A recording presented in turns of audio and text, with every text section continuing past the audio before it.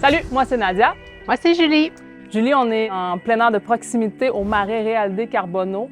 On veut discuter de comment on se prépare pour partir à l'aventure, que ce soit tout près comme ça de la ville ou encore en milieu beaucoup plus isolé.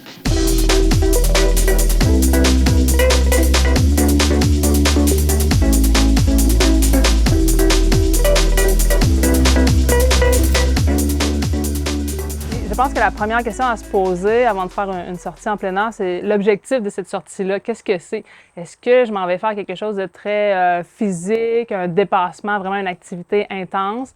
Est-ce que je m'en vais plutôt me détendre pour être en contact avec le milieu naturel, le temps qu'on a disponible? Fait que tous des facteurs à réfléchir avant, se poser des questions. Ouais. Puis là, on fait notre choix d'activité. Moi, j'ai choisi une petite activité sur un terrain très aménagé, très accessible. Je pars pas pour longtemps. Qu'est-ce qu'il y a dans ton sac, justement? Ouais, j'ai un petit sac à dos dans ce cas-là. C'est sûr que j'ai de l'eau tout le temps. Ça en prend, beau temps, mauvais temps, été comme hiver, toujours beaucoup d'eau. Puis là, un petit sac, c'est vraiment le minimum parce que je suis près de ma voiture, près de chez moi. Je vais apporter une casquette, ça pourrait être une tuque si c'était l'hiver, fait que ça pour me couvrir de la chaleur, du froid, des moustiques même, ça me protège la tête. Même principe, je veux me couvrir du froid, d'une pluie éventuelle, d'un coup de vent. Je m'amène un petit manteau qui peut faire à peu près toutes ces fonctions-là. Et je vais avoir bien sûr une collation parce que je suis gourmande.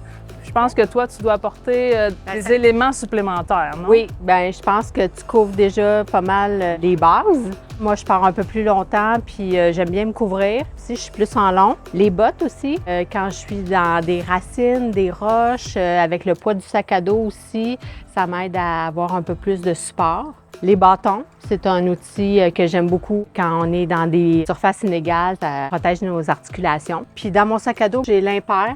J'ai une doudoune parce que des fois, en montagne, la température peut changer vite. Ouais.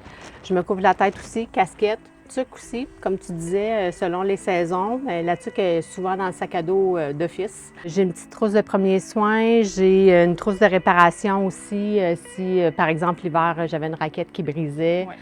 Et même si on a tous nos petits bidules, téléphone, applications, j'aime ça avoir une carte. Ouais. C'est toujours un must à avoir dans notre sac à dos. J'ai mon petit tapis de sol aussi. Ça peut m'aider soit pour prendre une pause ou si jamais je me blessais, bien, ça m'aide à être confortable en attendant les secours.